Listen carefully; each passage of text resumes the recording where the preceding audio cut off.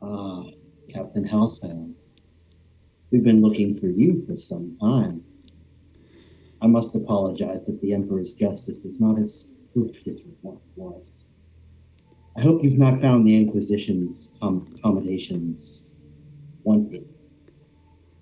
Oh, no, I've enjoyed my cell just fine. Trust me. You mind getting your boys to untie me? You pose no threat. Untie him. Thanks. So what do I owe this generous hospitality, Lord Inquisitor? I, of course, am Inquisitor Rolf of the Order Hereticus. I find your flippant attitude in the face of such a list of crimes distressing. Do you not know why you've been brought here?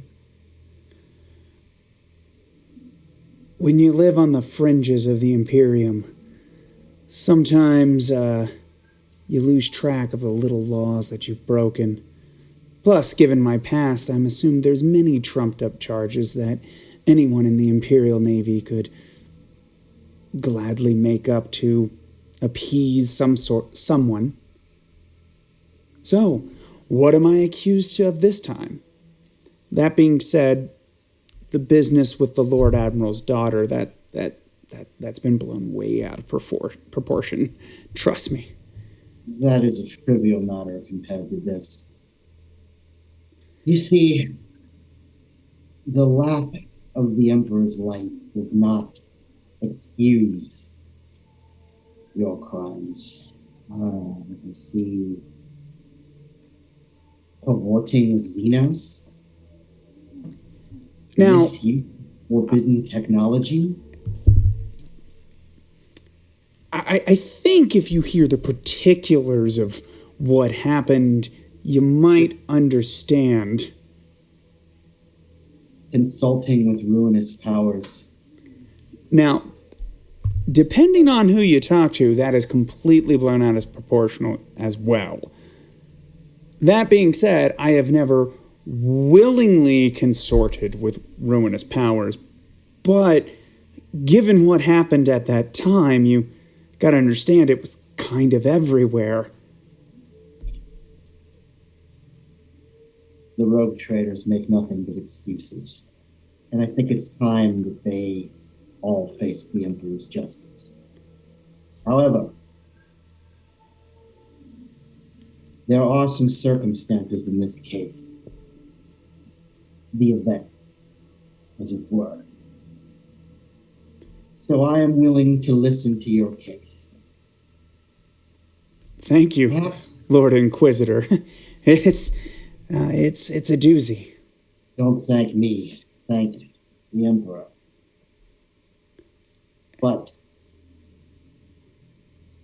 perhaps we should begin with the stellar date of the event. I want you to tell me everything that happened. Well, that's going to take a little bit of time.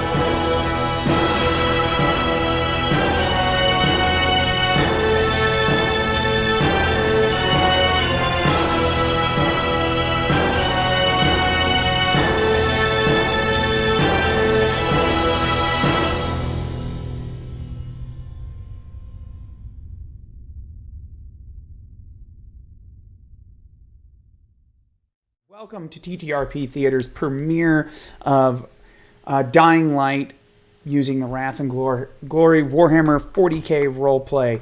Welcome, I am the Vampire Interpreter, and I'm actually kind of just more producing the show. This isn't actually just my show, as the guy above me, Ian, is the head honcho, but I thought I'd knock over the microphones. I thought abuse the machine spirit over here, but I thought I'd go ahead and get us started.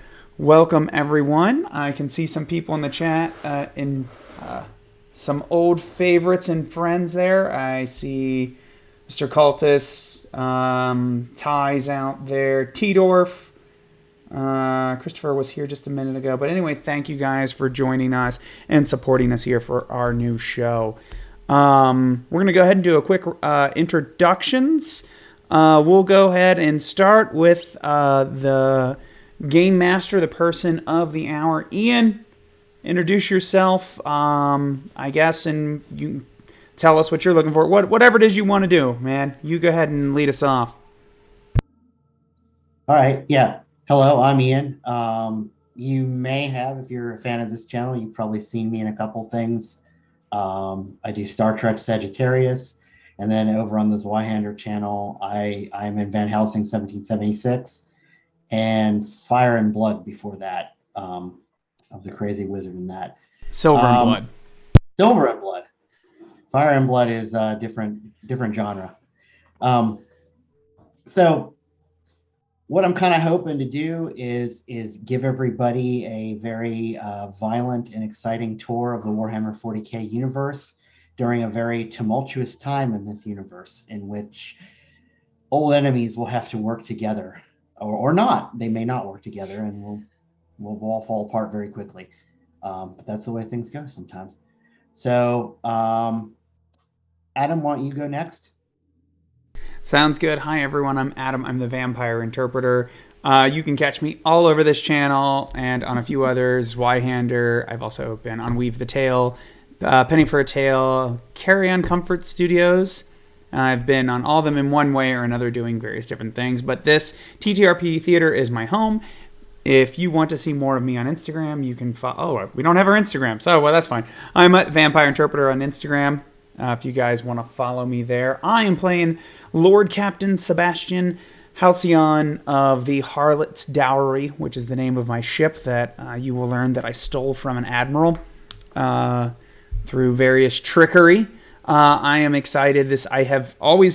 I've played this character for like 2 games and two different other Rogue Trader games. It's always tons of fun, and I'm excited to have at it, and actually got the cosplay with it. Got little skull pauldrons. You're not gonna be able to see that all the time, but they're spiky in there.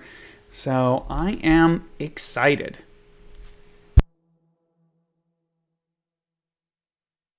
All right, Rachel, why don't you go? Alrighty. Hello, everybody. My name is Rachel. I am a fairly recurring figure here on TTRP Theater. I have been on Sinners and Saints. I have been in Vengeance and Voldery. You may see me popping up in a future episode over on the Zweihander channel, I think it is, for Van Helsing. And next week, I start my own series. So please tune in to see that. You can find me on Instagram as the Peacock Vampire. And I'm going to be playing Illyra, the Eldari. Ooh, do I want to give away exactly what I can do? I mean, the costume might give it away for those who know Warhammer. I'm a psyker. I can hurt people with my brain. All right, and finally, probably one of our best costumes in this group, Erica. Go ahead. Hi, everyone. I'm Erica. I play the Tech Priest. You can also find me on Van Helsing in 1776. I'm really excited to play Warhammer, mostly because I just wanted to make this awesome costume. And I don't know quite what we're going to call you. Your name is a long string of binary characters, as is the custom among Tech Priests and Servants of the Omnissiah. So we've also got 2 more players that couldn't make it this evening, but they're going to be jumping in the next game. And with that being said, I think we're probably ready to go ahead and get started. So to set the stage just a little bit, Of course, it is the grim darkness of the 31st millennium, in which war is eternal and the forces of Holy Terra fight with all kinds of Xenos and pretty much the powers of hell itself. And we're stepping in at a time not long after the 13th Black Crusade of Abaddon the Despoiler, who came out of the Eye of Terror, really caused a lot of problems, and tried to conquer the planet Cadia. He was unsuccessful, and then so despite everyone, he took these objects called Blackstone Fortresses, which are these ancient space fortresses that were largely abandoned until the Imperium and the forces of chaos took them over. The Eldari referred them as the Forges of Vol. And he took one of these fortresses and just ran it into Cadia and destroyed it. So a lot of the Imperium is in a little bit of a state of disarray. So many of our characters who normally wouldn't be consulted for work, like, let's say, a rogue trader, are now very much needed because the fleets are drawn back and many of them have been destroyed. So to start off, Lord Captain Halcyon, why don't you set the stage for us on the bridge of the Harlot's Dowry? Yes. So the Harlot's Dowry. Blah, blah, blah. Just a little background for us 40K people. I believe it's an Ambition class frigate. Kind of things you should notice about the Ambition class. They're actually relatively recent in Warhammer terms, which is not incredibly recent. But the upper decks are opulent and beautiful, thus befitting Sebastian Halcyon.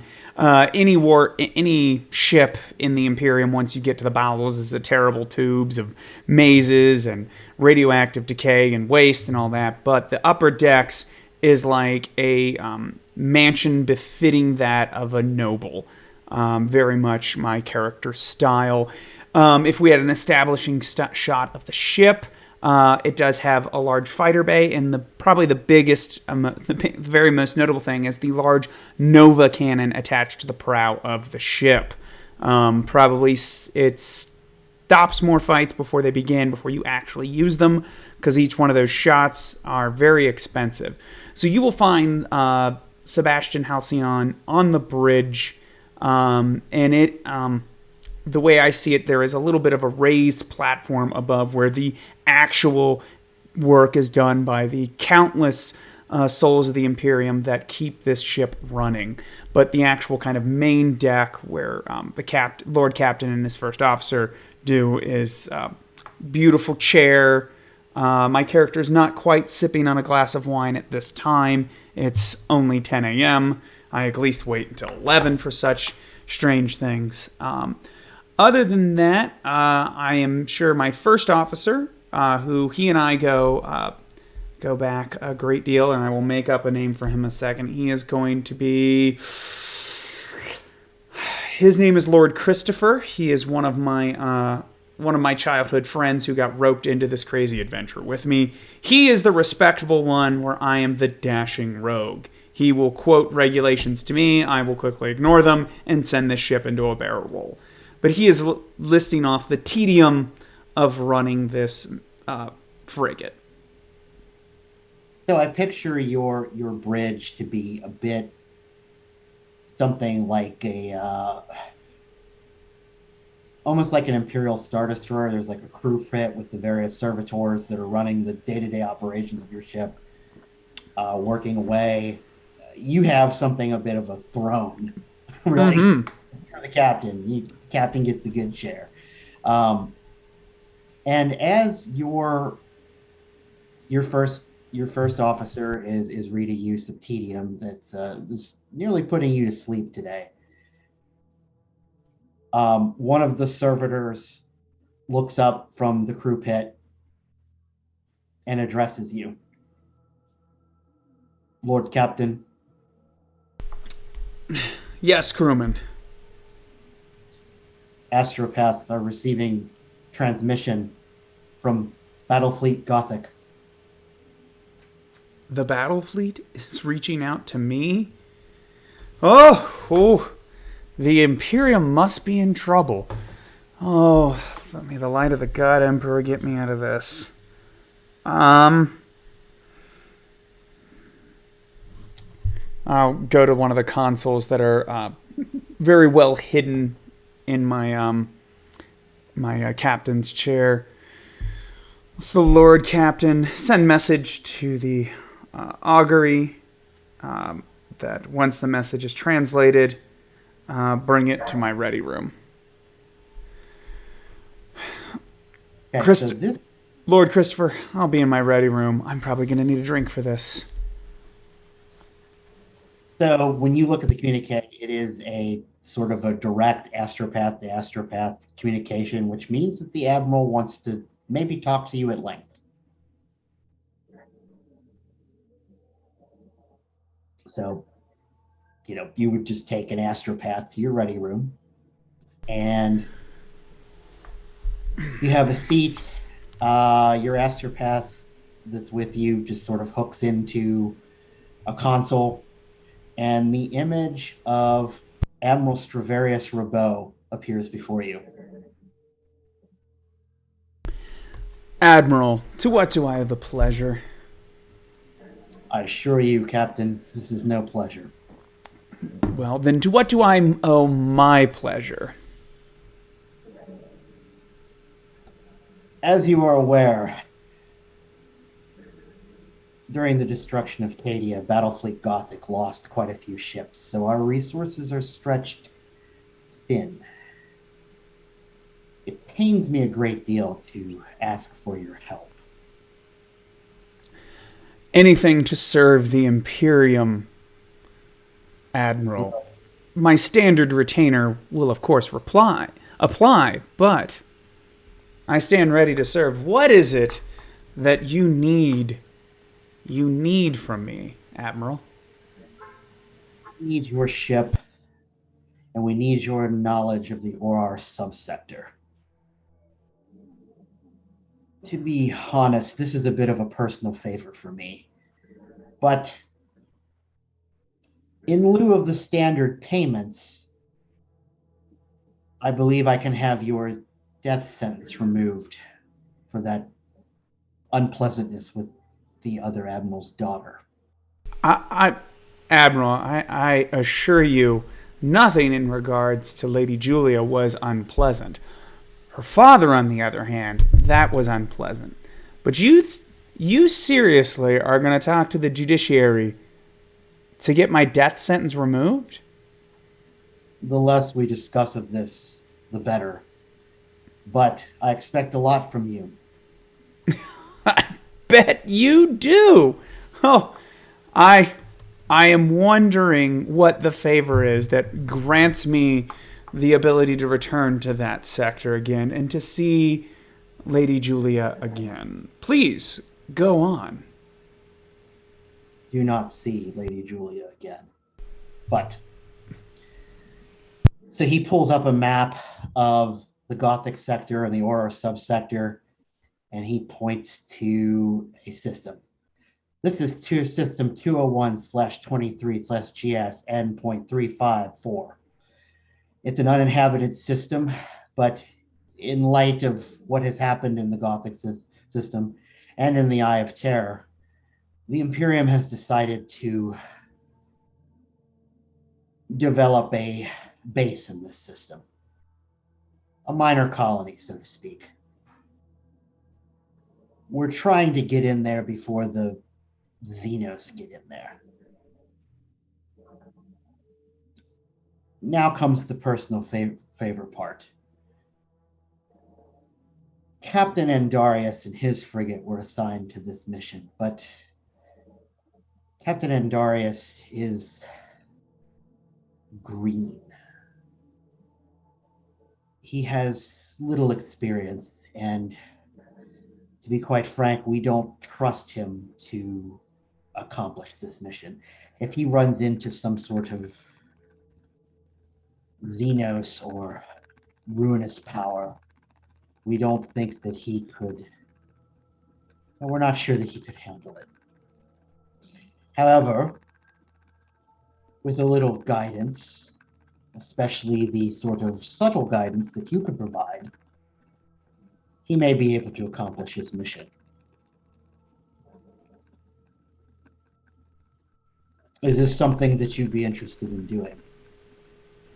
Take a young captain of the Imperial Navy and show him how it's done, establish a base on behalf of the Imperium, and deal with any Xenos threat that I run into. This will be no trouble for the Harlot's Dowry and my crew. I look forward to seeing you sign that. I look forward to you commuting my sentence. If you are successful, this is something that I can use my pull to do. However, I need to share something else. Captain Andarius is my son. Well, it sounds like that boy has a guardian angel now. I will be certain to get there with as best possible haste as we can, and looking forward to that tearful reunion between you and your son, and that official document to the High Lords of Terra that my sentence has been commuted. I can already see that moment quite clearly. If that is all, Admiral, it sounds like I got some business to get done. I appreciate your secrecy in this matter. My son will not take kindly to your help. He's a strong-headed boy, but he is a boy. Well, if everything goes right, hopefully I will simply be a dashing, dastardly rogue trader that happens to be stumbling into all the right places to clear his path. And we can add him to the list of young men that already have an axe to grind with me, but that's okay. Very well. Please proceed to these coordinates at your earliest convenience. And he transmits you a set of coordinates that will guide you to warp into the Aurora subsector and that system. And do be careful, Captain. You are not far from the Grail Dark Nebula. And Eldar Corsair activity there has been, well, it's been interesting. Well, luckily, me and the Eldar go back. Not way back. But maybe I got a few tricks up my sleeve. We'll see how it goes. You must try to avoid heresy in official communications, Captain. I did not disclose the details of my interactions. But that's okay. I'll get the job done. And remember, I have a can nearly do whatever I want and get away with it badge. He says, indicating his relatively freshly signed warrant of trade. Very well. May the Emperor's light protect you. And he shuts off. Break out the good scotch. Ready room to bridge. Make ready to jump to warp. Bring up the Geller fields. Close the shutters. Hit the other one. Navigator's chambers.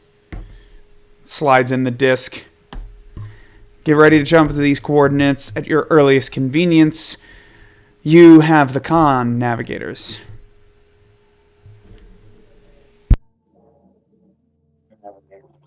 Yes, Lord Captain. Before you go into warp, we're going to shift to our tech priest momentarily. And tech priest, I'm not sure exactly what, again, I don't know what I should call your character. Do you just want to be Theta 1138? Toaster. Toaster. Okay, so Toaster. Call you Toaster. The meat bags have nicknamed you Toaster because they find your name unpronounceable. You're hooked into a system talking to the basically communicating with the ship's computers, making sure everything is on the up and up as far as ship repairs, when you receive a transmission from appears to be Mars. This unit would like to receive the transmission. And so this basically is going on directly in your brain. So, to anyone who comes up to you, you're just sitting there staring into space. If they could even see if you were staring with your augments. Unit 01001000010000, and they read your full. I imagine it comes out like the AOL login noise. It's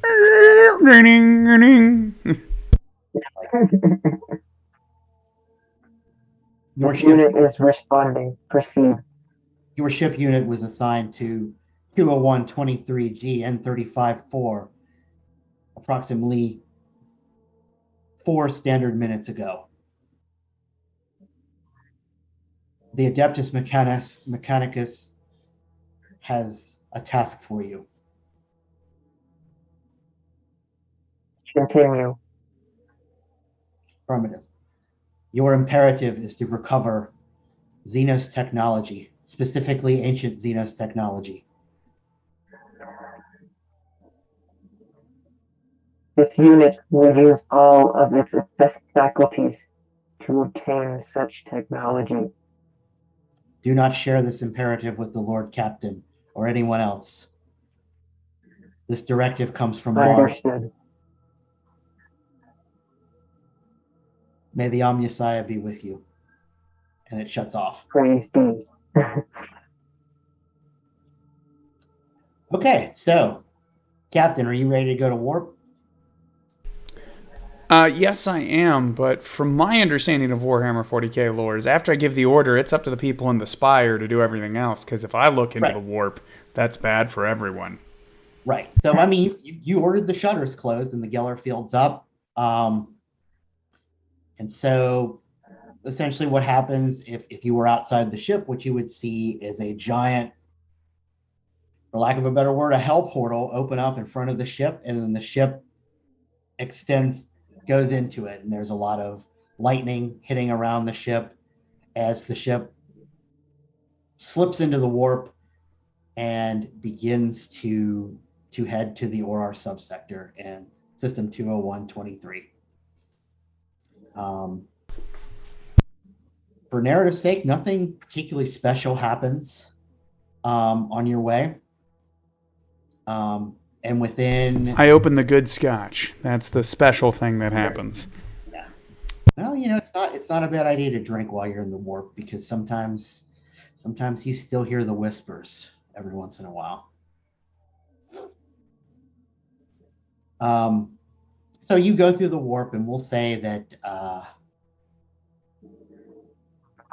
probably a few standard hours later, you'll arrive in the system. Let's go over to Elira. Hello. So you are aboard your ship. I don't know what you want to call it. Do you have a name for it? First thing that popped into my mind was the Gray Lady. The Gray Lady. That's a good one. I like it. So you're aboard your ship, the Gray Lady. You are actually part of a 2-ship fleet that is right now in actually what the Imperium calls the Orar subsector, system 20123 GS, whatever. However, this system is more important to your people because this planet, which is called Vadesh to your kind, is rumored to contain some soul stones. Now, you actually, and I put a little bit in the character notes, but kind of to catch up the folks playing along at home. You appear to be a Corsair, but you're not really a Corsair. You are a highly trained warlock from probably the most psychic craft world in what's left of the Eldar Empire, which is Uthway. But you don't want people knowing that, and you don't even really want other Eldar to know that, so you've disguised yourself. And so you're moving in this ship. The gray lady is your ship. Eldar ships are a beauty to behold. A lot of them look like they're actually sort of carved out of bone. Your other ship is the Scorpion Strike. It is in formation with your ship, and you're approached by your first mate. And he bows before you. My lady. Are you going to waste my time, or are you going to get to the point? Indeed. As you're probably aware, the webway in this section has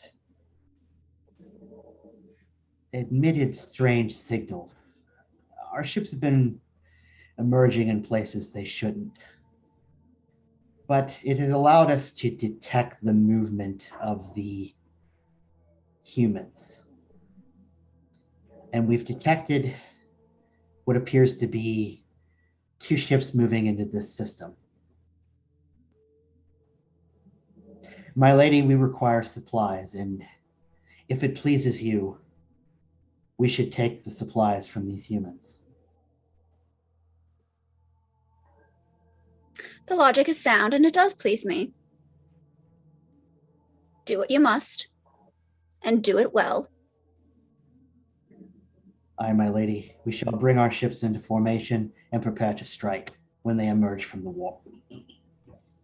And so he bows off again to you. And your warriors begin to prepare. They're putting on their armor, and you actually have some special warriors, which are called aspect warriors. In particular, you have an interesting kind, but we won't share that quite yet. So you actually have quite a crew to raid these ships. So your ships kind of move out. They kind of hide themselves behind some stellar shadows to wait to ambush these Imperials coming in. Which brings us back to you, Captain. Your ship emerges from the warp.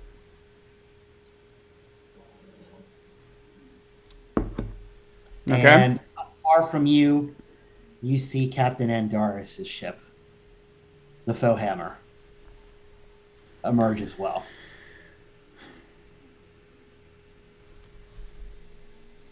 How far is he from me? He's got some distance from you. So Oh, okay. Well, I'm gonna go. Like, I'm sitting there taking a drink. All hands rigged for running silent. Christopher, let's head over there behind that stellar debris. He might not detect us. Let's let the young lad think he's doing it all by himself for now.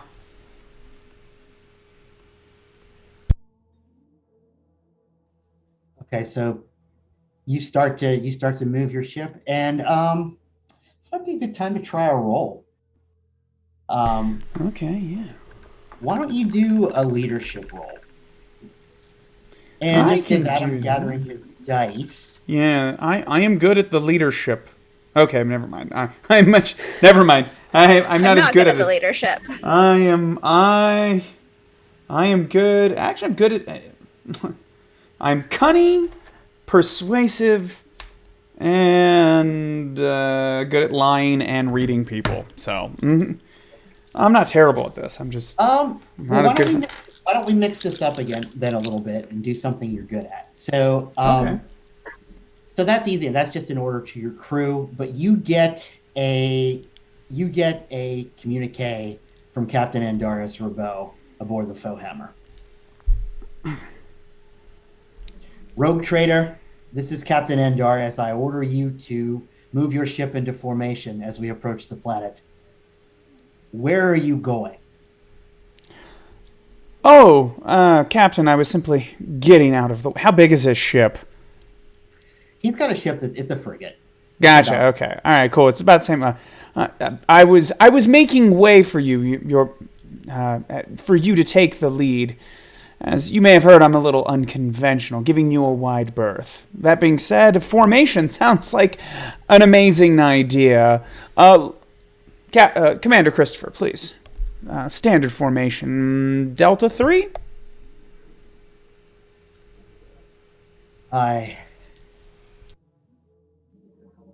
He responds, he doesn't seem like he knows what Delta 3 is.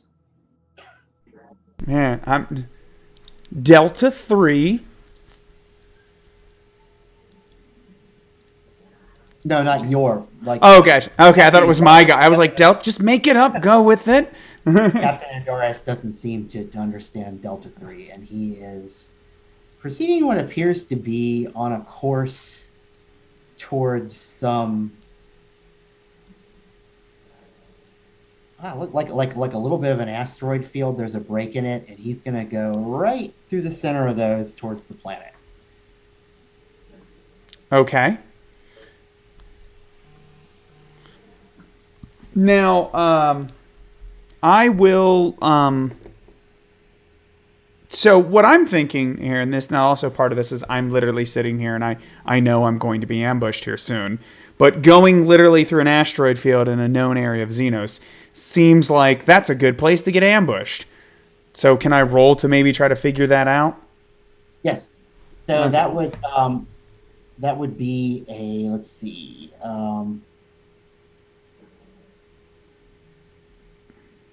so if you're just looking there and looking for an ambush, that would be like an awareness.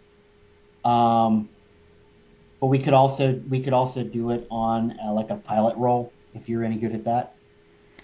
Let me check something real quick. I mean, I could do pilot. I just want to check one thing here because I have this talent. It's just not popping up here. It's not popping up in this version. Oh wait, no, here it is. Maybe not. It's not letting. So everyone, I closed my thing down because my CPU was being crazy. Yeah, I'll just hold on. Nope. There's it. Talents. Okay. In just reading the short notes, Scum Savvy, I get a bonus to cunning tests, and I was just thinking that might sound like a. If I were planning an ambush, that's where I would do it. I like that. Let's do that. And so while Adam gathers up his dice, the way that the system works is you're essentially rolling d6s. You're adding an attribute and a skill together. You're looking for 4, 5s, and 6s for successes. 6s being 2 successes, which can be what's called shifted. One of your die is called the Wrath die, and that's a special die. I'll put that over here. Cool stuff to happen. All right, so I'm looking 4, 5s, and 6s.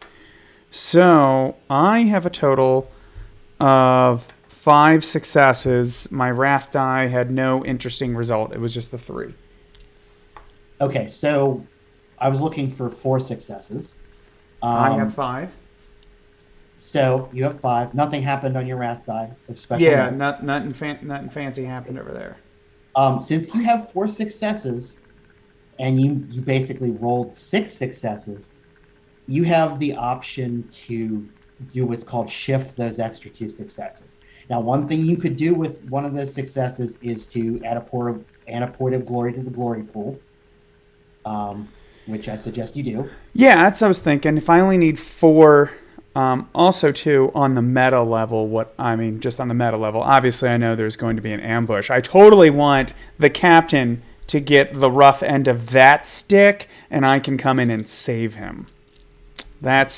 Now, I'm not intentionally going to let him just get his ship blown to hell, but narratively it makes sense. I'll take just enough, shift over to the glory pool, and hopefully swing in and save the young captain as the Eldar carve him up.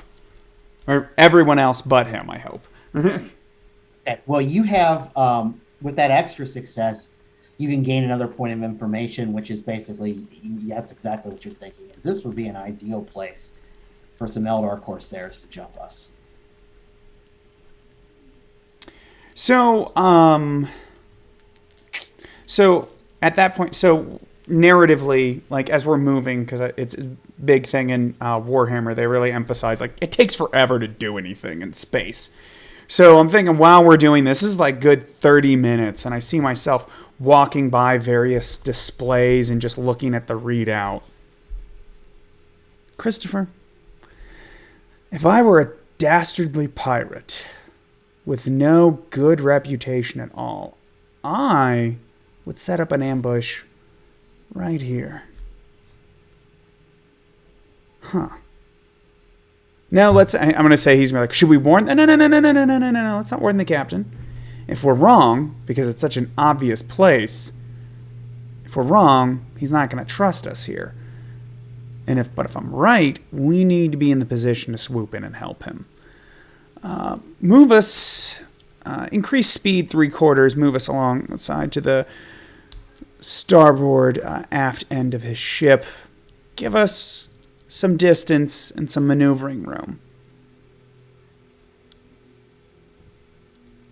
Okay. So I'm going to be, I'm going to be ready to help him, but I'm giving enough space to, for him to get hit, but nothing catastrophic.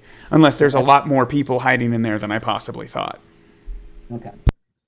So jumping back over to the Gray Lady, your first mate talks to you again and says, "My lady, the humans are not maintaining formation. We could use the Scorpion Strike to strike the lead vessel, and then as they are distracted, we shall strike the second vessel with ours."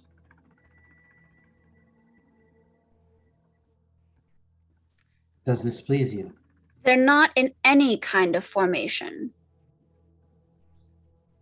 No, they appear to be amateurs.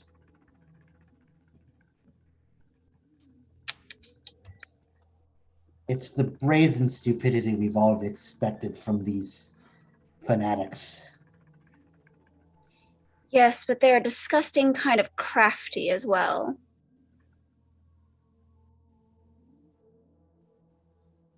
Well, I await your orders. The Scorpion Strike stands ready.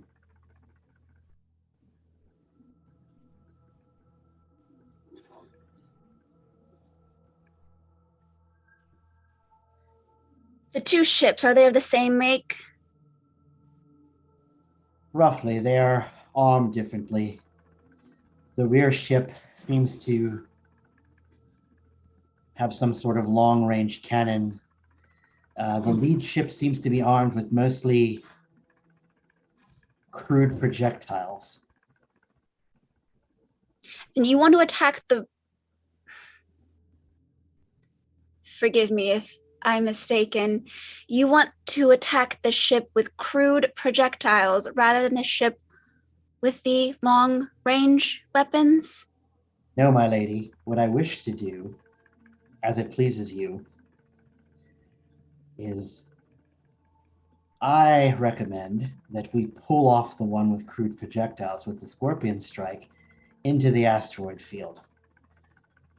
Our ships can run circles around these human vessels. And then, when they are occupied, we strike the other vessel from behind with the Gray Lady. We board it, we take what we need, and perhaps we destroy it or disable it. Whatever long-range weapons that rear ship has, I want. So, do They what are you mounted must. subtly on the front of the vessel. It's like a third of the length of my ship in addition to it. It is huge. There's no accounting for taste with these tiny-minded little rodents. Regardless, that is weaponry that we can use. So you wish to take the human vessel for our own. And make it more elegant, yes. Your plan has both cruelty and beauty. We shall execute it. I shall prepare our aspect warriors to strike the bridge of the ship itself, while we can raid their supplies from the rear of the ship.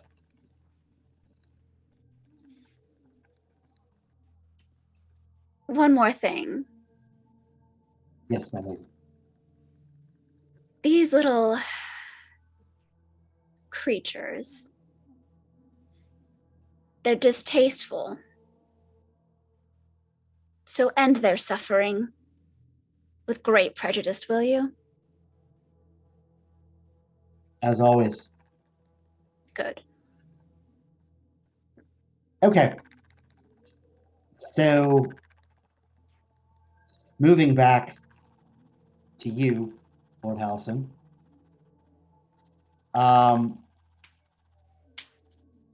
Everything is quiet. I mean, space is quiet, but it's a little bit more quiet, and you think it's because you know what's going to happen here. And at that moment, you see it. What appears to be an Eldari frigate kind of barrel rolls out from behind an asteroid, and essentially it buzzes the top of the foe hammer, firing off its bright lances and star cannons. From what you can tell, it's just a few glancing hits, nothing that does any damage. But you hear Captain Endarson. We're under attack. We pursue the foe, and his ship starts to turn into the asteroid field. Like just does a hard to starboard, following the Eldari vessel. Trying to line up his guns, but it's very hard. These Eldari ships, they move. Oh yeah, no. Like words. All right, deploy the fighters in a defensive formation around. I would say around the foe hammer. So that's, I think, my character would be. I'm gonna help him. Oh no, deploy. Deploy them, but in close proximity to the foe hammer. Reorient us. Come about to 213.7. Charge the Nova cannon approximately 50,000 kilometers into the asteroid field and prepare to fire. Whatever's in there is going to have to deal with a lot of asteroids very, very quickly. So my gambit is I'm going to fire my Nova cannon into the asteroid field, just shatter all the asteroids, and whatever ships are hiding in there now have a million more micro problems than dealing with us right now. I mean, I'm going to create a bunch of micro meteorites that are very dangerous very quickly. And I might destroy a few ships in there, but I figure I don't know where they are. And the way the Nova cannon works is I pick a point in space, and everything that's in that point in space has a real problem. So your ship turns, your fighters launch off. There they go. It's not taking them long to catch up with the foe hammer. And this is the moment the Gray Lady was waiting for. You fire off your Nova cannon. It does cause quite a bit of debris. It's a little hard to see what happened in there. Sometimes Eldar ships look a little bit like rocks to you. Maybe you did some damage to it. Maybe you didn't. Cause some problems. Surely you caused some problems.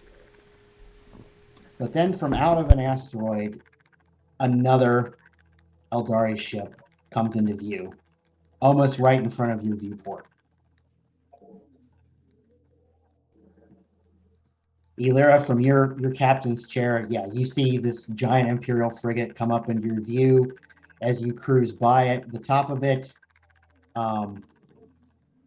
your ship fires off these two kind of projectiles from the bottom of your ship, which are like, they're not what the humans call boarding torpedoes, but they work very similar. They're actually sort of like teleport beacons. And your ship is actually cruising towards the back of this ship and making an attempt to essentially dock with it.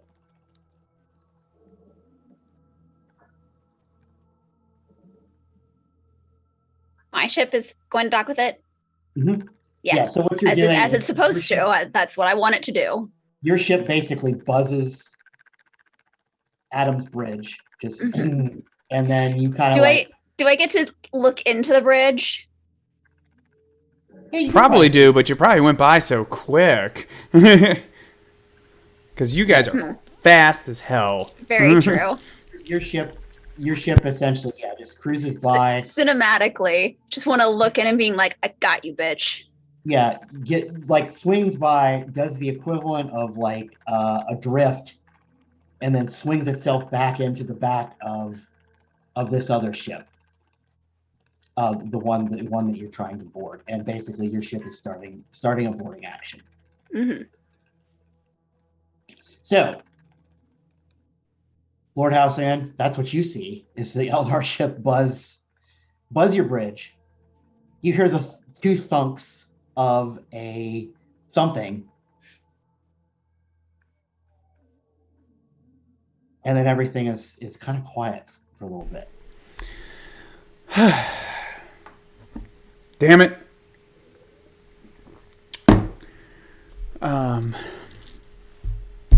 Toaster, come in.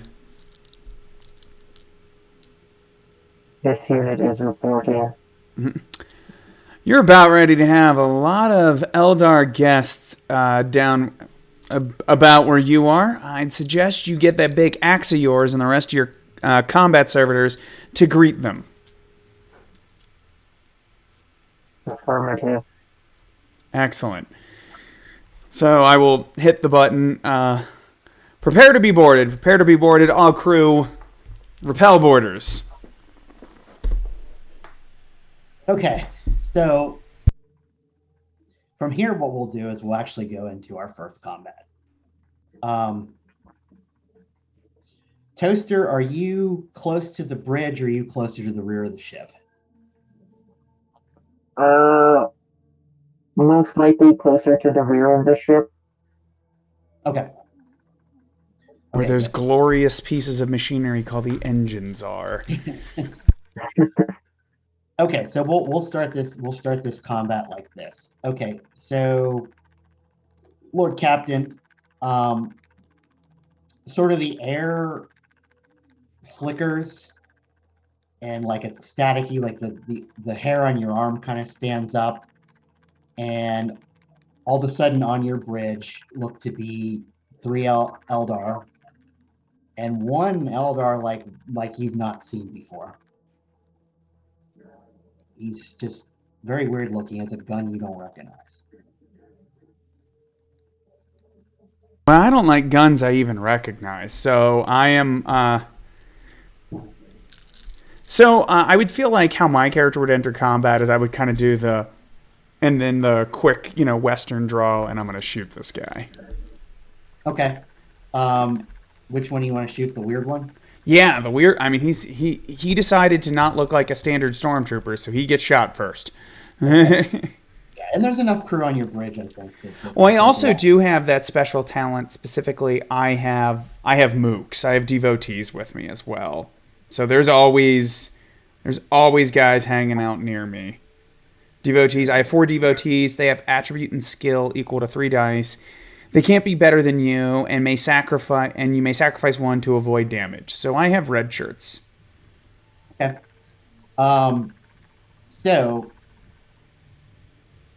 we can say that the other Eldar are probably occupied with your red shirts. They're kind of shooting their these things called striking catapults, which are they shoot blades at people. Oh yeah, no, they're pretty badass, from what I understand. So, there's a melee on your bridge, and you would like to take a shot at the weirdo. Yeah, I think that's my ballistic skill. Is that what I do? And yes. All right, my ballistic skill is 5, as we mentioned before. I am not the combat guy. Where is our space marine when we need him? That's what we need. Join us in for next episode where we're going to have a space marine. All right, so here, let me roll the dice pool. What does Wrath allow me to do? Does that give me extra dice, or is it bonus successes? How does that all work?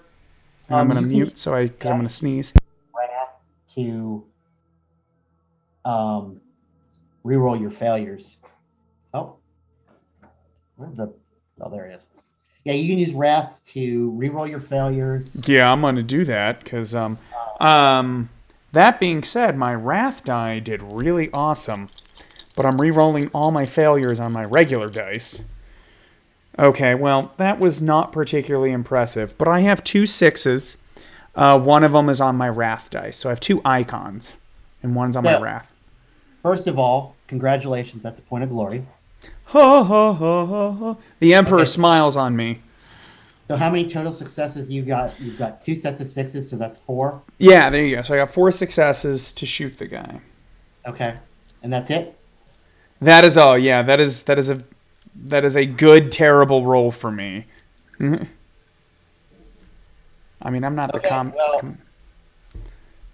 You have hit him. Yay! Critically. So do I get bonus damage because of these extra successes? How's that work here? Oh, that's right, extra dice. Okay, so the way that damage works is you have a damage value for whatever gun you're firing, was it your hotshot las gun? I'm using my hotshot las pistol.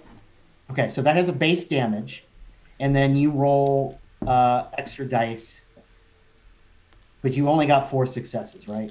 Yes. Okay. That probably won't matter because you got a crit, but so 4 successes, so you get the standard amount of extra dice. Gotcha. So you're gonna roll those extra dice, and those successes will add to the damage of the weapon. And do I still roll for Wrath dice during damage? No. No? Okay, cool. All right, that's fine. All right, If I get big. this wrong, I'm sorry. But What'd you say? if I get this wrong, I'm sorry. So do you have a Wrath dice or not have a Wrath dice? No, I'm just saying, like, don't roll Wrath dice, but I could be wrong. That's fine. While we're here. Okay. No, wait, that turned out okay. I only have 3 successes on damage. Okay. Yeah. What's the base damage of your hotshot las gun? So the base, I may have done this wrong. I rolled. So my damage is listed as 7 plus 1 ED. Does it do 7 damage and I just roll 1 dice? Yes. Oh, okay. Then I totally did that wrong. Never mind. Because I just rolled those dice. Okay. I'm just gonna roll 1 die then. Boom. Okay. So 7 dice or 7 damage. That's it. Okay. So does your weapon have an AP value? It has -2 AP value. Okay. And so we're up to 7. So your total damage is just 7? Yes, my total damage is 7, armor piercing of 2, I assume, and I got a crit, whatever that means. Okay. So I think you do a wound. And what's that do? Well, you just wound him. All right, cool. Oh, yeah. No, I'm getting it now. But now we got to look at the crit table. Yeah, there we go. That's my fancy Warhammer sound. Hey, Apacho loves your outfit there, Tech Priest. Okay, so you're gonna roll 2d6. All right, 2d6. Mm-hmm. All right. Do I tell you the result? Yeah. So basically, I have a 7. Oh no. What are the 2 values? It's kind of like rolling I have a 2 and a 5. a 2 and a 5. So that's like a 25. Yeah, 25. There you go. Okay. Ferocious Rending is the crit. The attack shreds the opponent's flesh to ribbons, leaving them open to attack. Target suffers 1d3 wounds. So I will roll that very quickly. It's 1 wound. The So flesh is weak. on him. The flesh is weak. Yes, Tech Priest. And he's vulnerable now too. So that he's got like a condition. If you want to spend a point of glory, you can do another wound. So I've done how many wounds altogether? 2. 2. You know what? I am gonna spend a point of glory just because I'm the squishy one. Okay. I feel like, and we'll have 2 points. We have 2 points in there total. Am I right? So I'll spend. 1. Yeah, now 1. Yeah, go ahead. I'll spend a point of glory and do that. Yeah. Okay, so you have done 3 wounds to this guy. And essentially, when he runs out of wounds, he dies. Okay, so you did 3 wounds to him. Okay. So now, this is not an initiative game. It's like my turn, your turn. So we go over. I'll go to him. He seems to do a weird thing where he kind of leaps in the air, spins around, and now he's behind one of your consoles. Like he just teleports through the air. And Nimble little minx, isn't he? he is going to take a shot at you. Do you have any? Well, this might be a good time. Would you like to take cover? Because you would get a move action too. Yeah, I feel like, yeah, I'll take cover behind some random console. I don't see it being particularly big in my head. Like, I feel like all the big covers, like, on the outskirts, because I just see my bridge, like, there is my throne, and there's a lot of empty space around it and stuff like that. But there's probably, like, chest-high things hereabouts, but nothing blocks my amazing view of the vacuum of space. Okay. All right. So he points this thing at you. You don't know what it is. He fires it. I don't like it. I don't care what. Let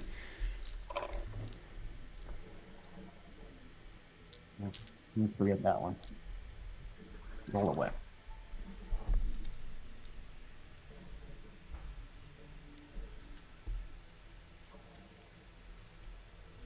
Okay, so he rolled on his attack. He rolled a total of 3, 4, 5, 6, 7. 7 successes, but also gained himself a complication. Okay, so I assume he's going to get more successes than my defense, right? Yes, but All right, well, since yeah, you cover, you have +2 to your defense. Yeah, he's still got my defense is 3 with the cover puts it at 5. 5. Okay, Yeah. so 7 successes. Okay. So my question is for you, and this just so we can know going on. So I've got my mooks. When can I sacrifice them? Do I sacrifice them before you roll the damage or after you roll the damage? And that's up to you to determine. Like, You could sacrifice them as a reaction. yeah, so I meant like do we do it like just as a fair play kind of thing? Do I get to note like that dude's gonna murder you? Well, instead my red shirt's gonna hit it, or do I have to make the decision before I know how much damage it's gonna do? Let's make the decision before the damage. I don't like that gun, so I'm gonna sacrifice one of my red shirts. Okay. So he's gonna jump in, and he can just die. We don't have to roll for him, but I'm just gonna avoid getting hurt as something happens to him, as he's like, oh no, Lord Captain. No worries, he will die. This gun shoots like what appears to be a bunch of like microfilament, like almost like a spider spinneret, and just shoots out, and it just shreds the guy in front of you. So he is very dead. Well, I will add him to the list of men that have sacrificed themselves nobly. Here, let me find it. No, I'm just kidding.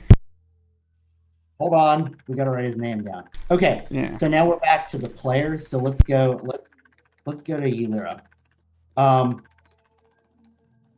You and your folks use teleport beacons to beam into essentially what looks to be the cargo hold of the ship. Mhm. You have a bunch of people with you. They're essentially starting to grab stuff, and they're starting to try to teleport it out to your ship. Yep. Okay. But in front of you appears to be 10 humans with their primitive laser guns in the cargo bay, and 9 of them have the laser guns, and one of them appears to have something that looks like a flamethrower. But it is your turn. What would you like to do? So I know I'm trying to hide the fact that I'm a brain painter. But is there a way to subtly influence the one with the flamethrower to attack his own men? Yes, you have that power. Cool. I'm gonna I do don't know that. if you got your sheet, but it's compel.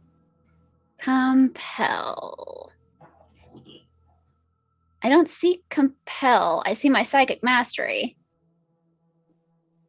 I had a list, like some notes and some psychic powers.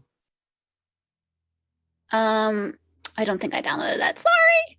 Oh, no problem at all, because I have it. I love that. I'm pretty sure I gave you compel. I also gave you a lot of things that the simple action, 1 round.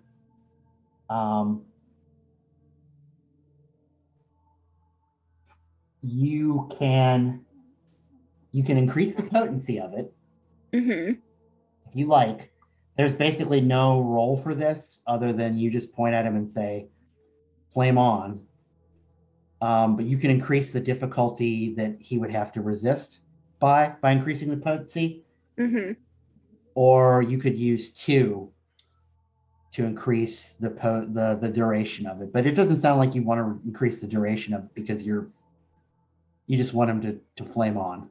Yeah, I think I would only increase the duration if I thought it would take a long time to barbecue these pigs, but humans are relatively burnable, so I don't think I need to.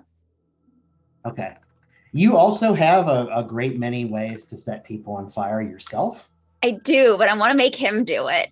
You want to make him do it. That's fair. I want to make him do I love it. It's those narrative decisions. Okay. So you're not going to increase the potency? Fuck it, I'll increase the potency. Okay, so just roll me 2 die. Mm-hmm. Does one need to be wrath? No, they're both wrath because you increased the potency. Oh, I love that. 2 dice. The fuck does that mean? I got a 6 and a 1. Okay, so Good and bad. It's good and bad. the 6 fuck? doesn't matter much.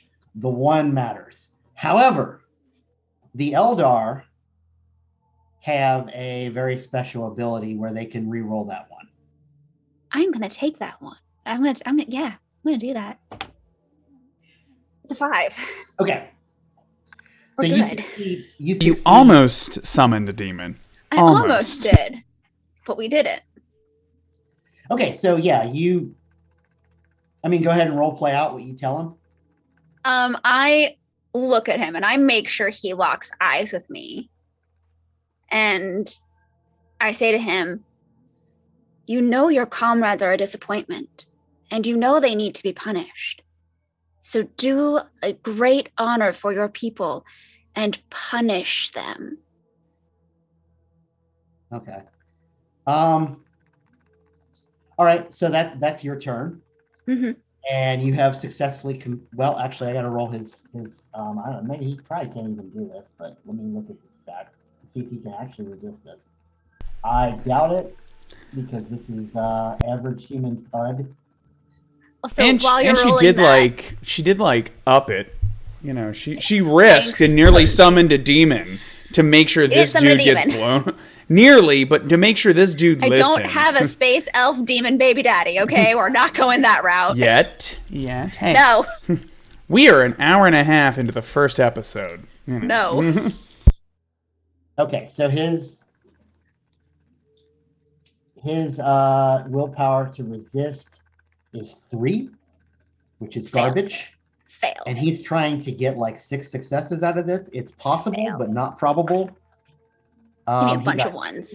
So he fails. He is compelled to do what you told him to. So going over to my turn, we'll start right there. Essentially, this is a mob, but he's going to act on his own initiative, and we'll just start with him to see if there's a point in continue this. Okay, so they got a nice amount of ballistic skill. Also, while you're doing that, in the chat, Apacho 36 You're welcome for giving you the creeps. You're very welcome.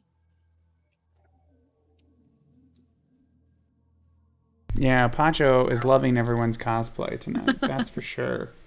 Everyone is, and I will say, you did bring the elf queen vibes, Rachel, but I also, Erica, like, that is an awesome tech priest outfit. Like, I feel like everyone, like, I'm over here just looking simple. I like my pauldrons. That's what I thought that was my nice little touch. You know what? If Miranda Priestley and Galadriel mentored an Eldari, that's who it is.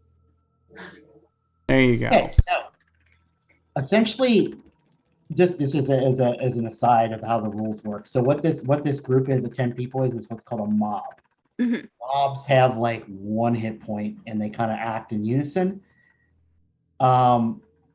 Having a guy turn a flamethrower on a mob was real bad news for him because he just rolled like 9 successes, which allows him to hit his entire mob. Good.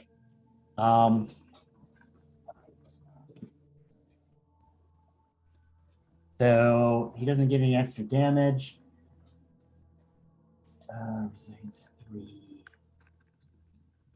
Yeah, they're barbecued. This pleases me. This guy turns around and he begins to barbecue his compatriots. And essentially that's enough successes to take out the entire mob. Just to let you know how lethal combat is in this game. Mm-hmm. Now, is it possible while he's doing that, I want to slip out because I have my little stabby stab things, my witch blades. Mm-hmm. I don't really know Warhammer, so I don't know the size of that, but is it feasible while he's distracted and while he's killing to walk up by him unnoticeably as possible, but he's compelled, he's doing whatever I want. And once I'm close to him, just jam it in that soft part and just. You won't be able to do it this round. Okay. You'll be able to get out the witchblade and move to him. Okay. But you basically used your more murdery action. So you get like a move and a simple action and a, do cool stuff action. Alternatively, if you want to increase the difficulty and do a multi-attack, we could do that.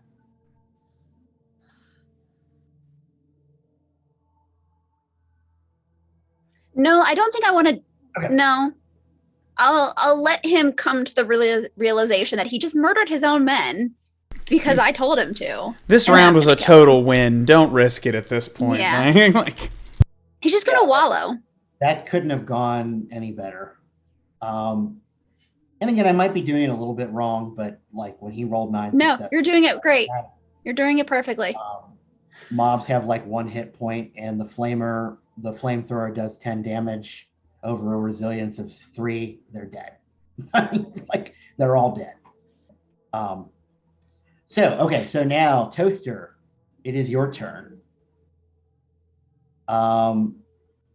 You start to come towards the back of the ship and into the cargo bay where there is a meat barbecue going on and a lot of Eldar.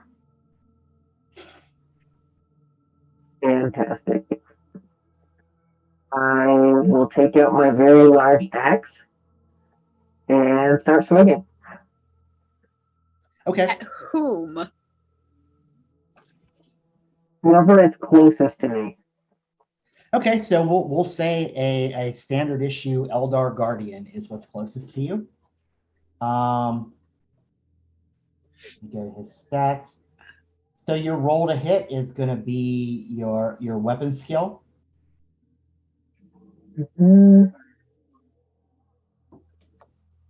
So I use the total number. Sorry. So it's in columns. One of them says total, so I roll what the total is. Yes, that's correct. So it'll be the bigger number next to weapon skill on your sheet. Okay, give me 1 second. And remember to Or is Adam rolling for you? I think he is. I'm back. I'm back. Yeah. Oh, you are? Okay. Yes, that would be good. All right. Can you see your numbers? I don't know how well you can see through that. So. I am at a 6 for weapon skill. To use your weapon? Yeah. Give me a second. I want to say. I thought it was That's what it says here.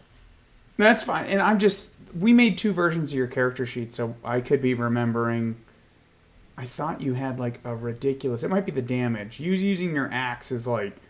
I remember it being no joke, but to be honest, there was like 3 versions of your sheet, so I could be. Let me.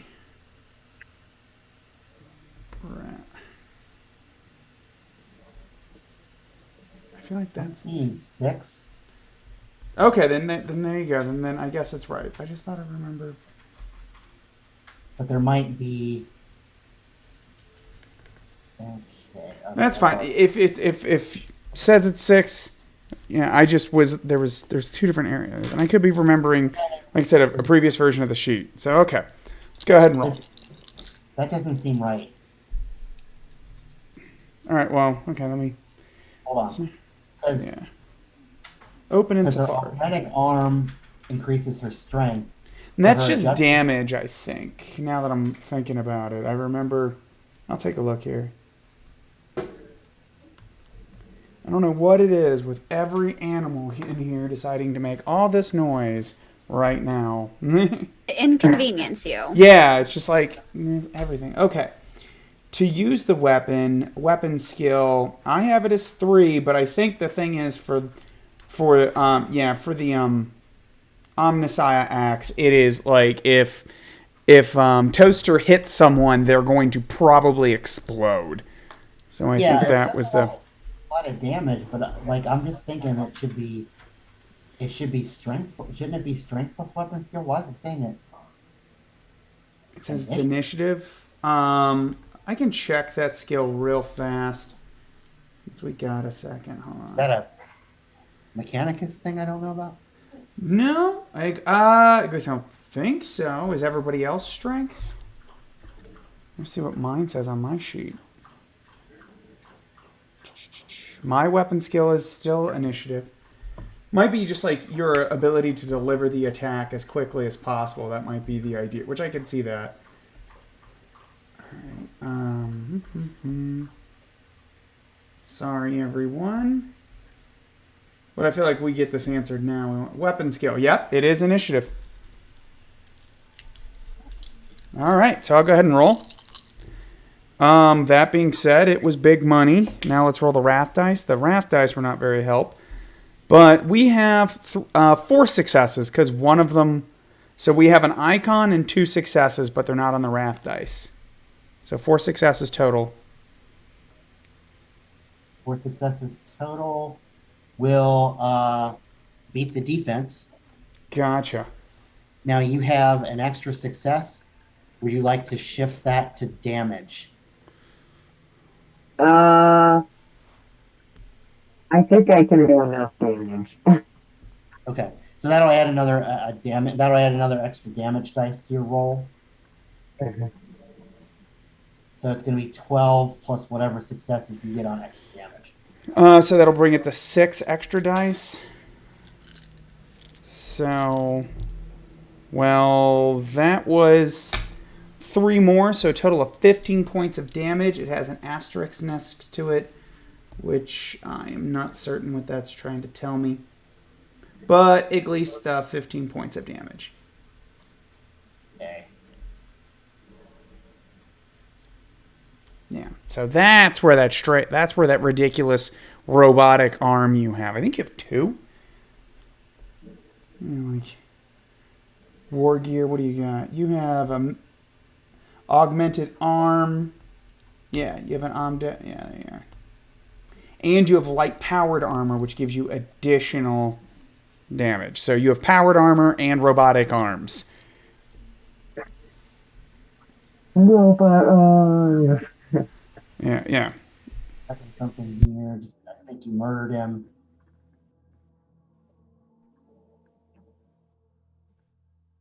think he's dead. You've killed it.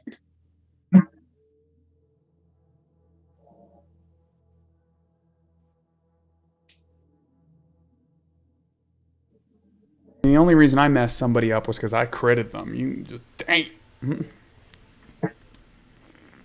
I feel like we need to cue up the Terminator music. Boom, doom, doom, doom, doom. I see a wrath in chat. Hello. Oh yeah, that's right. It's D.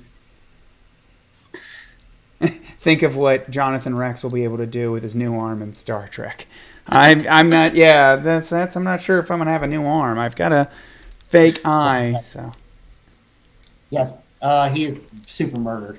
he is super murdered. Yes. I just wanted to check to make sure I was looking to make sure I wasn't wrong about something, but yeah, with that much damage, they don't have a particularly high resilience, and that's very true of Eldar, from what I understand. Is they're glass cannons. They do a lot of damage, but they dodge. But once they get hit, it's lights out.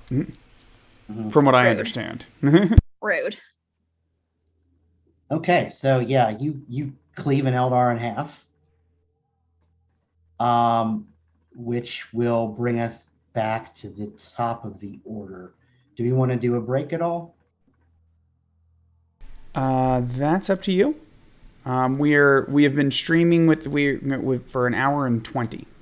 Like, Okay. That's how long the active show has been running. Yeah, I think we can just finish it out. I think so. Yeah, we're here. Yeah. Yeah. Okay. Yeah, we won't go past 11. Shit's about to hit the fan. Okay, so that'll bring us back up to the top of the initiative order. To essentially, it's an I go, you go. So that'll actually go back to you again, Adam, if you want it, or someone else can act. You know, I think what's more interesting right now is I think those two are more interesting than I am, because I am separated from the group. Let's let those two finish their fight. At least that's my opinion. Let them get their actions, and then we can go back to me. Yeah. So interesting thing here. So now we're in sort of like could be potentially in a player versus player combat. Mm-hmm. So we have to kind of narratively decide how we want that to go, because you're both on the same initiative, essentially. So what would you like to do? Well, no, it's you. Because Toaster just went. So it is on Elira. Yeah, I'm gonna do my already stated action. I am going up to flamethrower guy, and I'm jabbing my witchblade up in the very soft part of his chin. But I'm gonna keep him in front of me. Okay. Because I don't like her axes, and I'm using a meat shield. Fair. Okay, yeah, there's no need to roll for that. He's essentially in love with you right now. Enough to roast his roast. Yeah. Sergeant Thaddeus just roasted. Oh wait. Oh wait, no, never mind. That on a meta level, I won't make him shoot the toaster because that'll be bad. But that's what she would do. I'm just gonna kill him. Okay. So he's dead. So he's dead, and you're just holding his dead body. Yeah. He's a meat shield. I don't like the axes. He's a meat shield. Okay. Omnissiah axes are no joke. That's for damn sure. I don't like them.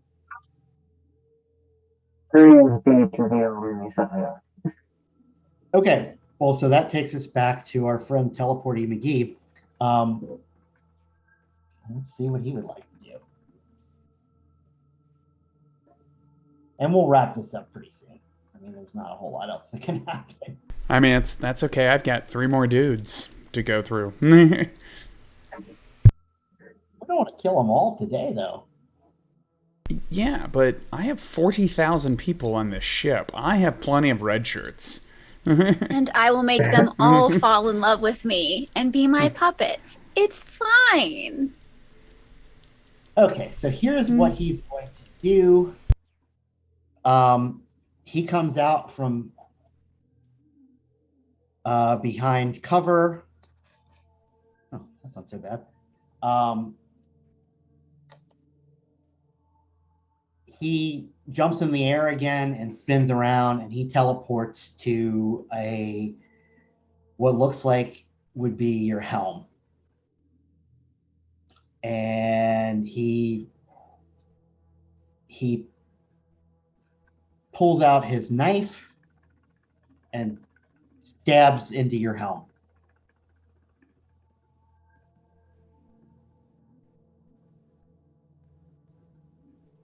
Okay, I will be quite vexed by this, because shooting me is one thing, but my ship, especially this interior, I'm not a big fan of that. Let me see here. What am I better at?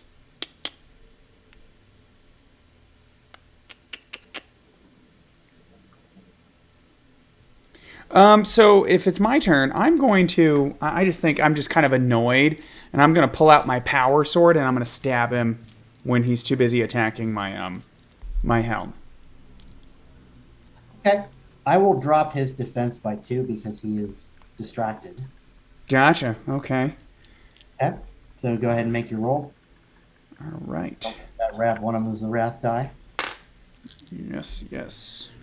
All right. Big money. Okay, that was nice. 5 successes, but nothing on the wrath die. And I have an icon, excuse me. 3 successes and an icon, or a 6, so it brings me to 5 successes. Okay, 5 successes. Yeah. That will in fact beat his defense. And so you will hit him. all right. And then of course this And goes. it'll beat his defense by 1, so I think you can shift an extra damage dice if you like. I will do that. Why not? Let's go ahead. Big money, no whammy, no whammy. Okay, well, that wasn't as nice as I'd like. If I spend a point of wrath, do I get to reroll these? Yeah, but that'd be your last point of wrath. That's fine. I'm mad. I'm mad. He stabbed my ship. Well, that was a very, very good use of that. So I have 2 successes and 2 icons. So that brings me to 6 extra points of damage. Okay. And 13. My armor penetration of this is 3. So I pull out, that will bring his resilience down to 6. So 6 minus 7 is what he'll take. He'll take 7 damage. 7. 7 wounds, rather. And if he's got more wounds than that, holy crap. It was like the 3 I did last time. I think even, big Terminator over there would be very upset. We won't do this because he's still working on that complication he got from his first attack. Yeah, you put the sword through him. All right, so I'm going to stab him and kind of like sling him off of my console. And then hopefully the rest of my crew is dealing with the rest of the boarding party. But I intend to make quick work of them as well. Okay. And the only thing... Now, I'm just letting you know, because I feel like my ship, the bridge, has a chandelier. There's some combat happening down there. Someone's swinging on that chandelier down there. I'm just letting you know. In the grim darks of the future, starship bridges have chandeliers. This one does. Come on. This is the most opulent and decadent ship in the Imperial Navy. Okay, so that'll bring it back to me again. We're going to go ahead and have an Eldar take a shot at Toaster. Let's see what happens.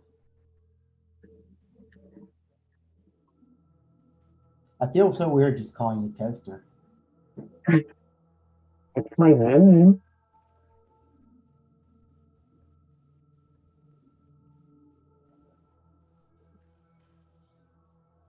Okay. What is your defense? I think it's only 2. How much is it? 2? 2 or Unless 10? we're reading this wrong. It should just be under the word defense. It is 2. Yeah. It's just hard to understand the tech priest. Okay, so 2. He will hit. He will shift. Actually, I think you can only shift. Yeah, he can't shift. Okay. Technically, you can only shift exalted icons. That's something I forgot, and I really apologize. I'm still learning the rules myself.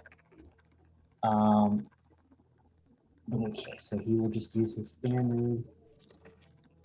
Oh, okay.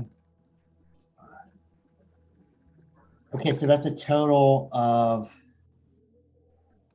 17 damage.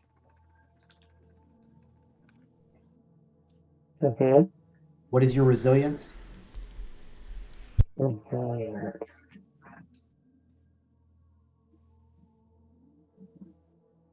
9. I lied.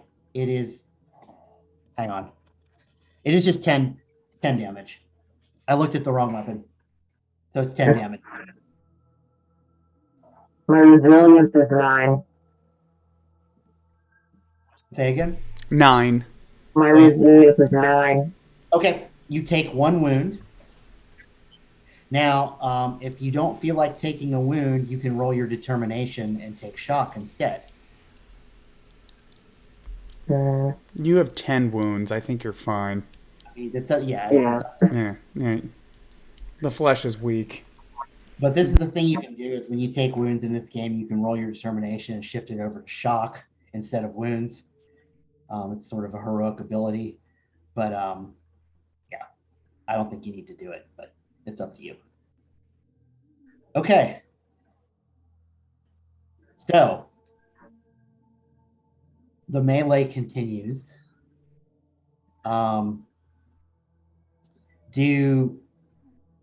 Do you two want to say anything to each other? Yes.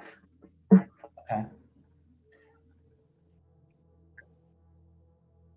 So after I've just murdered one of the Eldar with my axe in one hit, I imagine that toaster moves very slowly and just will slowly turn and look towards her and then just move very slowly towards her, kind of like a shark would before it's about to attack. And just be like, resistance is futile. Yeah, and it looks very menacing because you just actually take a hit from another Eldar, but you just and keep walking. Maybe there's some sparks fly off of you, but you're and then Elira, would you like to say anything? I'll look at this strange thing and just say, yes, resistance is futile.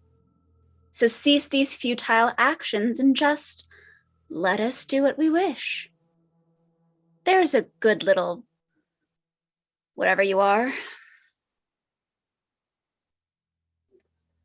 So the swirling melee continues. And now Toaster is approaching Elira with murderous intent. Elira scoffs, not afraid of a toaster. Such a brave little toaster. The captain is cuddling his precious bridge. And then... More stroking. I'm not coddling. I'm stroking. You know, there's still a little bit of a melee going around. You're stroking the bridge. Get out of that exhaust pipe. Then something happens. For a moment, it looks like you like most of you can just see the projectiles flying through the air like in slow motion. And everything seems like it's moving way slower than it should. Like this moment in time just froze. And then there's a sound as if the galaxy just screamed. You know, it's like a migraine just screaming in your head. In particular, several of your compatriots, Elira, just look like they immediately die. Yep. And I'm probably feeling a lot of pain too. Oh yes, it's gonna get better. A light cuts through the ship, just toward the back of the ship. You feel your bodies twist unnaturally as it happens, like as if your forms no longer obey the will of your own skeletons. And it feels real bad. Captain Halazon, you look out the window and you can see what looks to be, you don't know what it is, but it looks to be as if the galaxy just tore itself in half outside of your field of vision. You can see the foehammer off in the distance, and it folds in half and then twists as if someone is wringing a towel. I'm going to dramatically, like, while all this, the turbulence is happening, I'm going to walk over and I'm going to turn on the Geller fields. Because I don't know what that is, so I assume it's something to do with the warp. Turn it on the Geller field to protect us from the warp. Whether or not it does anything, no clue, but that... So, yeah, like the ship doesn't... The foehammer in your field of vision doesn't, like... It should be ripped apart, but it's not. It's just, like, twisting. And the screaming continues. Toaster, it's like... The ship, to you, the ship itself is screaming. The mechanical items on this ship always have voices to you, but they are screaming. They are protesting. The engines are telling you they need to get out of here. You're used to that, but it's much more profound and much more like they've never talked this specifically before. And you, Elira, you hear what sounds like laughter, a cackling. And to your vision, sort of to the side of the ship opens up as these two, like, clawed appendages, like, open up the side of the ship, and before you looks to be a purplish androgynous, like, something. It's got tentacles, 4 sets of claws, 6 or 7 eyes, and it is staring at you, and it reaches for you. At the moment it gets to your chest, it pulls, and you can feel your very soul coming out of your body. So I have a dead body in front of me? Can I, like, shove it into the appendages? Damn.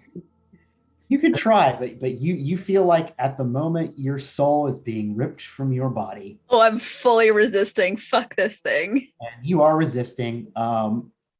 Were you a different Eldar, you probably would be dead. And so you're sort of silently screaming, and that's sort of like I have no mouth but must scream kind of way. Mm-hmm. And this thing is pulling, like I said, it's like pulling at your very soul. And then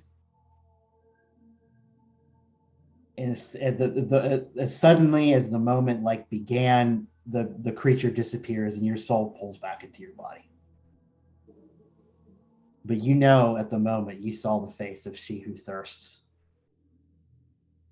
And the souls of my compatriots are gone.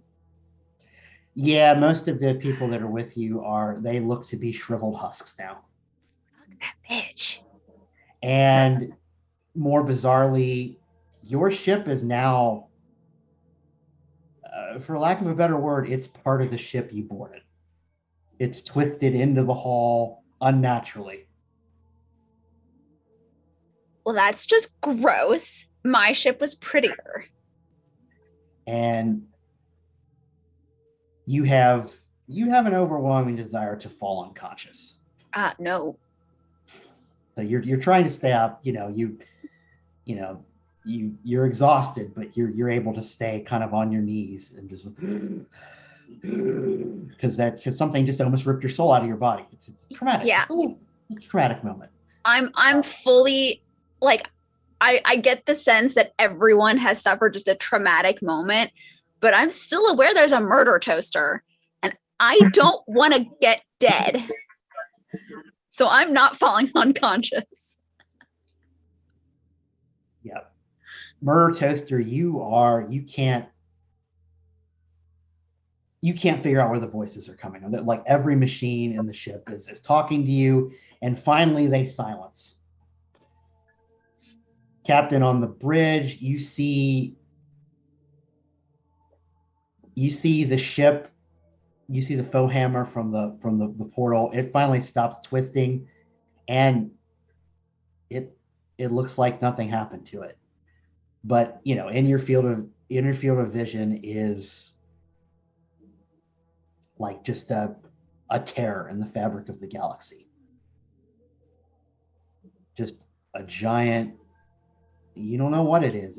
It's like a rift, but you all know that something very terrible has happened. And I think that's where we can end tonight. All right, everyone. Thanks for tuning in to the first episode of Dying Light using the Wrath and Glory system, which is one of the few versions of the Warhammer 40k roleplay. There was just kind of some chat. Oh, yes, we have a new hashtag, Murder Toaster. I like it. Murder Toaster. There we go. There we go. I like it. So there's been other versions of Warhammer 40k roleplay. We chose this one because it is the most narrative. Nothing wrong with the previous other editions. I really do like them. But that's why we chose that. So, if you had fun watching us here tonight, and if I may say, we've had some pretty good costumes here on this channel, but I feel like we all did a very good job here tonight. I can't wait to see our Space Marine and our Navigator join us next episode. We get to see a little sneak peek at their costumes. Caroline never fails to deliver, and Jamie will be returning as the Space Marine. He showed us little pictures, I think, of his armor that's being built. Looks amazing. It's gonna be great. So, if you had a good time, there's couple easy ways you can support us. One, click the free follow, like, subscribe, any of those things. That cost you absolutely nothing. Another free thing you can do for us is retweet, share our stuff, because the more people that tune in to watch, it helps the channel out. Frankly, we'd still probably roleplay this game one way or another. We just might not do them as often, and I'm not sure if we would do all this makeup for just each other. Maybe half. So those are easy ways you can support us. If you're looking for other ways to support us, there's a few different ways. One, TTRP Theater, we have a Patreon. You can head there. Support. You can actually become like a producer of particular shows or just of the whole channel. If you like me and my friends here that put in a little extra bit for our costume, needless to say, Erica did not have a tech priest outfit just laying around of something she just bought one time. So some of us ordered special things in. I got the pauldrons, which weren't that pricey. That I'm not worried about. But in Star Trek, getting the uniforms, you go to my Patreon, the Vampire Interpreter. You can donate anywhere between $3 and $10. There's different little perks that come with it. And my goal is if I get enough money in there to maybe cut everyone a couple dollars for spending all this, or maybe if we're all at a convention one day, buy everyone some fancy Chipotle lunches, things like that. So those are the easy ways to support us. I hope you had a good time. We're going to see more incredible outfits next time. But tomorrow, if you're liking our new sci-fi theme that just happens to be happening around this time, tomorrow is the premiere of Alien Chariot of the Gods on Friday. Sunday, we have Slay Industries, Downtown Dreaming. I believe Happy Faces hopefully happens during the day. And next week, we have I believe CT's going to get something on Tuesday. We have Star Trek Sagittarius on Wednesday. Thursday will be the premiere of, you're over here, Rachel's new show. We were arguing the other day, or discussing, how do we say Zoris? How do you say it? Zoris. Mysteries at Zoris Academy. Mysteries using the Kids on Brooms rule system. Yes, excited for that. More Alien. And incidentally, I have also... I haven't quite announced this yet. The Vampire Interprets will be before Alien next week, where I'll be interviewing Onyx Path, Publishing, and we'll be talking about their latest werewolf Kickstarter, which may just be really neat too. Incidentally, we might be getting a werewolf show on this channel as well, or something else. So there's a lot of fun stuff happening. So I hope you guys tune in, stick around for all the amazing things that are happening here on TTRP Theater. I'm going to check the chat one more time, see if we got anything new. I guess it's the Gray Heart. They're calling for a battle between Murder Toaster and Murder Nun. That's just not even fair to a certain extent. I feel like that would be they'll just turn into friends and just ride Murder Toaster into battle, which I think is or the tech priest will just build a gun to fire Murder Nun at their enemies, because that'll get the job done even more excessively. So. Everyone. Ben and Adam in Werewolf. I did talk to Ben. Ben is interested in doing Werewolf joining in, so we'll have the GM from A Place of Wrath and Tears, which will be next Sunday, potentially joining us. It's all sorts of fun stuff. So stick around, have a good time. But with that, I think, ladies and gentlemen, it is time to say goodbye, and we will see you hopefully tomorrow for Alien RPG. So see you guys then.